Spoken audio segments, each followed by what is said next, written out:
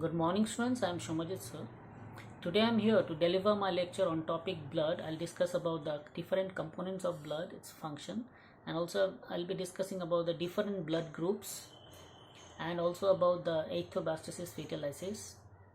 So without any delay, let's start with the topic blood groups and erythroblastoses fetalysis from the chapter body fluids and circulation. So let's start. So let's start with the topic human circulatory system.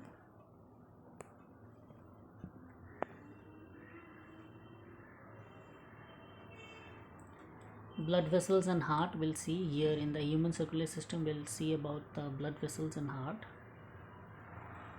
So you can see in a human circulatory system, one is the human circulatory system is divided into two parts. One is blood circulatory system or blood vascular system and lymphatic system. Okay, so human circulatory system is divided into two parts. One is blood vascular system, another is lymphatic system. So in the blood vascular system, it's divided into three parts. One is heart, blood, and blood vessels. Okay, so in the blood we have plasma and formed element. So in the formed element we have RBC, WBC and platelets. In the formed element is also called corpuscles. Okay, so this WBC is again divided into granulocyte and agranulocyte. In the granulocytes we have neutrophils, eosinophils and basophils, whereas in the agranulocyte we have lymphocyte and monocyte. So in the lymphocyte again we have two types. One is B lymphocyte and T lymphocyte. And this side the blood vessels are of three types. One is artery, veins and capillaries, and the lymphatic system is of three types. Okay, one is lymph vessels and lymph node. So outline, this is the entire outline. You have to memorize it, you have to draw, you have to copy this outline in your biology copy and you have to memorize it.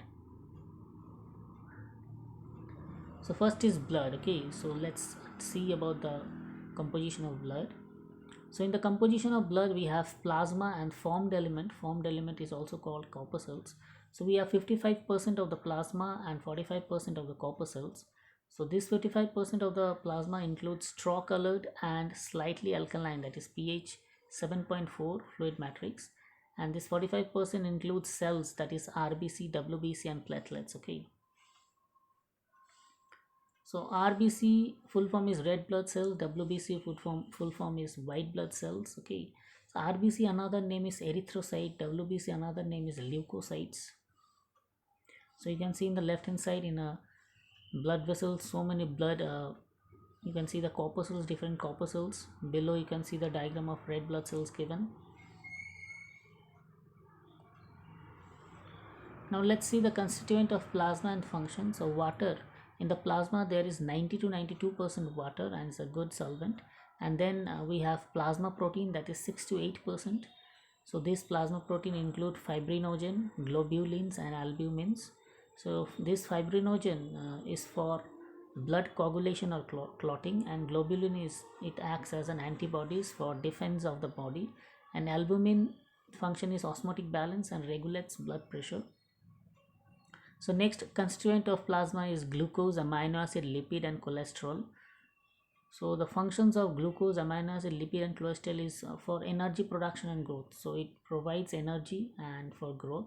And we have like inorganic substances like sodium ion and magnesium ion, calcium, not calcium, chloride ion, okay, bicarbonate ion and calcium ion. Okay, so inorganic like sodium ion, magnesium ion, chloride ion, calcium ion and bicarbonate ion, this helps in regulation of osmosis. Okay, and the gases that are present like carbon dioxide, oxygen, nitrogen etc is used for transport. Okay, so plasma without clotting factor is called serum. So the plasma without clotting factor is called serum. You can see in the right hand side the serum portion and the blood clotted one. Okay, so in the constituent of plasma we have water, plasma proteins like fibrinogen, globulins and albumins. We have glucose, amino acid, lipid, cholesterol. We have different inorganic substances like magnesium ion, sodium ion, chloride ion, bicarbonate ion, magnesium, calcium ion, and different gases also we have like carbon dioxide, oxygen and nitrogen. So next we see in the formed element or corpuscles we have red blood cells, that is RBC or erythrocyte. That next we have WBC or white blood cells or leukocytes, and last we have platelets, it's also called thrombocytes. So right hand side you can see the diagram of white blood cells, platelets and red blood cells. Now let's see the features of erythrocyte or RBC. Okay, features of RBC, you can see in the right hand side the diagram of RBC is given. Okay, so what is the color of RBC? That is red due to hemoglobin. Okay, due to the presence of hemoglobin in blood, that is red in color, and normal hemoglobin level in blood is 12 to 16 gram per 100 ml. Okay, so the normal hemoglobin level in blood is 12 to 16 gram per 100 ml, and the lifespan of RBC is 120 days, and the count is 5 to 5.5 million per millimeter cube. Okay, and these red blood cells are formed in red bone marrow, and the structure is, you can see the biconcave shape. It's a biconcave in shape, and no nucleus is present, no mitochondria and Golgi complex is present, and the function is carbon dioxide and oxygen transport. Okay, so the function of RBC is mostly oxygen transport. So you can see the worn out RBC are destroyed in the spleen, that is a graveyard of RBC. So the graveyard of RBC is spleen. Okay, where the RBCs are destroyed, the damaged one. So you can see in the red blood cell the oxygen molecule, the hemoglobin. Okay,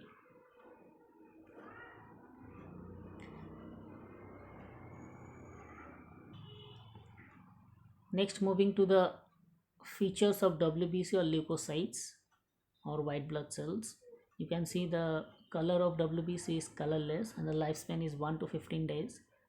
Okay, and the count is 6000 to 8,000. Okay, 6000 to 8,000 per millimeter cube, and they are formed in bone marrow, lymph gland and spleen. So WBC are formed in bone marrow, lymph glands and spleen. The structure is, they are nucleated and they are of different types. You can see neutrophil, eosinophil, basophil, lymphocytes, monocyte, all are of different shape. Okay, and the function is, they help in, they take part in immune system, that is body defense mechanism. Whenever any pathogen, bacteria, virus, anything enters our body, they help in defending our body against diseases or pathogens.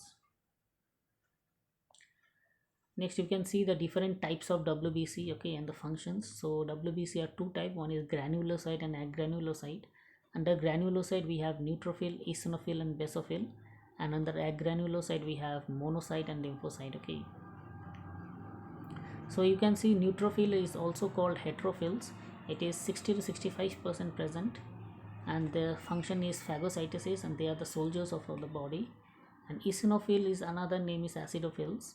These 2 to 3% they are present, and they resist infection and causes allergic reaction. Okay, and the basophil is also called cyanophils. They are present 0.5 to 1%. They secrete histamine, serotonin, heparin and causes inflammatory reactions. And on the agranulocyte we have monocytes. So this is the largest WBC. So monocytes are the largest WBC. They are 6 to 8% present in the blood, and they help in phagocytosis. And when we have in the agranulocyte we have the lymphocytes. So these are the smallest WBC and the largest nucleus. Okay, so lymphocyte are the smallest WBC and monocyte are the largest WBC. So in the lymphocyte we have B lymphocyte and T lymphocyte. So B and T lymphocyte constitute 20 to 25% in the blood, and their function is immune response of the body. Okay, and they also secrete antibodies. They secrete antibodies and they help with immune response of the body. Next we see the features of platelets or thrombocytes. Okay, the color is, they are colorless, the lifespan is 7 days, and the count is 1.5 to 3.5 lakh per millimeter cube. Okay, and they are formed in megakaryocytes of in bone marrow. Okay, so platelets or thrombocytes are formed in megakaryocytes in bone marrow, and the structure is non-nucleated cell fragments, and the function is blood clotting. Okay, so you can see the inactivated platelets and activated platelets. So the function of platelets is blood clotting or clotting of blood. So you can see in the blood coagulation, it is a mechanism for hemostasis, that means prevention of blood loss through injuries. Okay, so blood coagulation is the mechanism of hemostasis, that is prevention of blood loss through injuries. So you can see in the blood coagulation steps are given. You can see the site of injury is there, and then there are clumped platelets and tissues. Then they release these clumped platelets and tissues release thromboplastin, and this thromboplastin form thrombokinase or prothrombinase enzyme.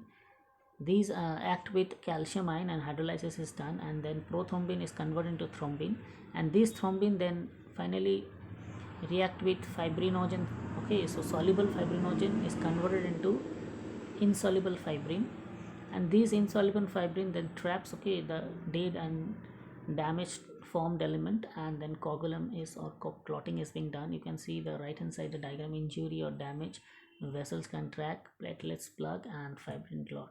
So this is the entire process of blood coagulation. You have to memorize this flowchart, very important. So you can see the injury that result in bleeding. You can see the injury in the left hand side, and right hand side you can see the blood coagulation that leads to hemostasis. Okay, so you can see here the broken blood vessel wall is there, and this side activated platelets and clot and fibrin are being formed. Next, moving to the blood groups. Okay, so in the blood groups you can see there is a blood group, B blood group, AB blood group, and O blood group, and there are two Rh factor. One is Rh positive, another is Rh negative. Okay, so there can be A positive, A negative, B positive, B negative, AB positive, AB negative, O positive, and O negative. Okay, so if there is a Rh positive present in a blood group, all blood groups will be positive, and if the Rh factor is negative, then the blood groups will be negative. So blood groups were discovered by Carl Landsteiner, and it includes ABO grouping and Rh grouping. Okay,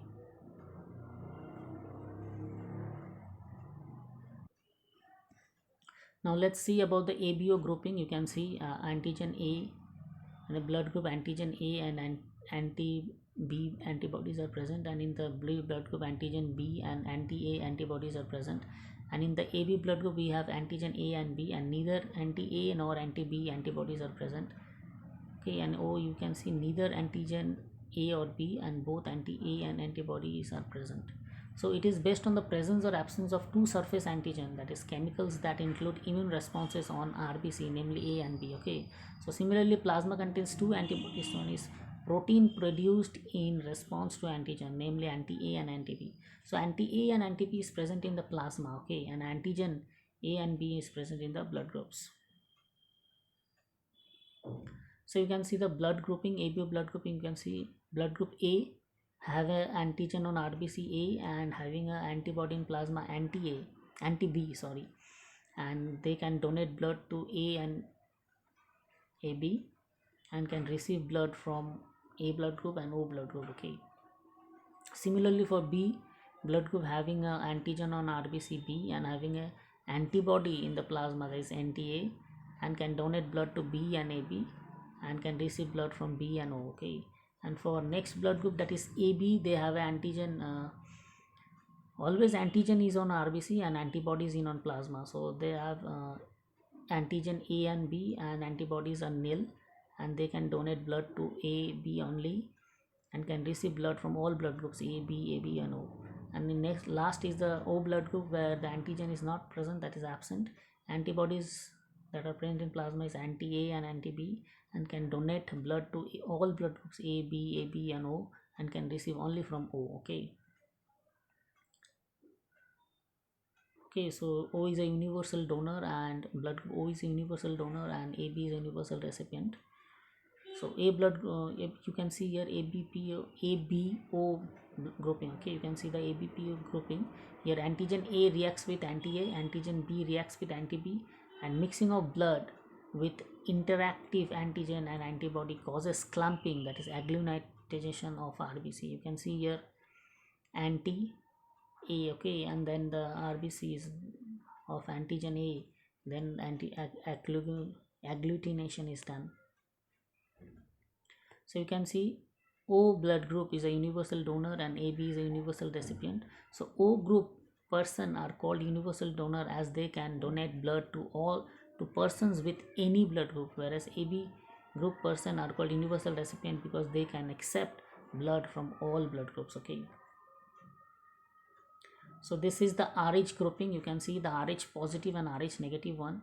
So Rh means full form of Rh is rhesus factor, is an antigen found on RBC. So rhesus factor is an antigen found on RBC. So Rh positive means presence of Rh factor and Rh negative means absence of Rh factor. Nearly 80% of humans are Rh positive. Now you can see the Rh grouping. You can see Rh positive when processed with Rh positive, Rh negative will not never come, okay, whereas Rh negative plus Rh positive comes Rh negative. So you can see an anti-Rh antibodies are not naturally found. Anti-Rh antibodies are not naturally found. So Rh negative person can receive Rh positive blood only once, but it causes the development of anti-Rh antibodies in his blood. So the second transfusion of Rh positive of blood causes agglutination. Therefore Rh negative group should be matched before transfusion. So before giving a blood transfusion, doctors has to see the Rh factor, whether it is Rh positive or Rh negative, okay. So this terminology is very important. Erythroblastosis fetalis, okay. So you can see in the mother there is a Rh negative blood cells, whereas in the womb the child is having a Rh positive blood group. So it is an Rh incompatibility, okay. So it is an Rh incompatibility between the Rh negative blood of a pregnant mother and Rh positive blood of a fetus, okay. So you can see in the fetus there is a Rh positive blood group, and in the pregnant mother is having a Rh negative blood. So Rh antigen do not get mixed with maternal blood in first pregnancy because placenta separates the two blood, okay. But at the time of first delivery there is a possibility of exposure of the maternal blood to a small amount of Rh positive blood from the fetus. So this induces the formation of Rh antibody in the maternal blood. So you can see Rh negative blood cells and antibodies being formed, and Rh positive blood cells are often formed. So in case of a subsequent pregnancy, for next pregnancy in that mother, so Rh antibody formed, okay. So the Rh antibody from mother, okay. So the Rh antibody from mother leak into the fetal blood, that is Rh positive, and destroy the fetal RBC. So this is fatal to fetus or cause severe anemia and jaundice to the baby. So it is a fatal one. It causes anemia and jaundice to the baby, and this condition is called erythroblastosis fetalis, okay. So erythroblastosis fetalis can be avoided by administering anti-Rh antibody to the mother immediately after the delivery of the first child. So once the mother is delivered, once the mother has done his delivery, then the mother can be given anti-Rh antibody to the mother, okay, after the first child is born. Thank you, students. This was all about the entire lecture. Here I've discussed about the topic blood and its component, and also I've discussed about the functions of the components, and also I've discussed about erythroblastosis fetalis, and also I have discussed here about the different blood groups. So stay at home, stay safe. I'm Shomujit sir signing off for today, and again we'll meet in the next class. Thank you, students.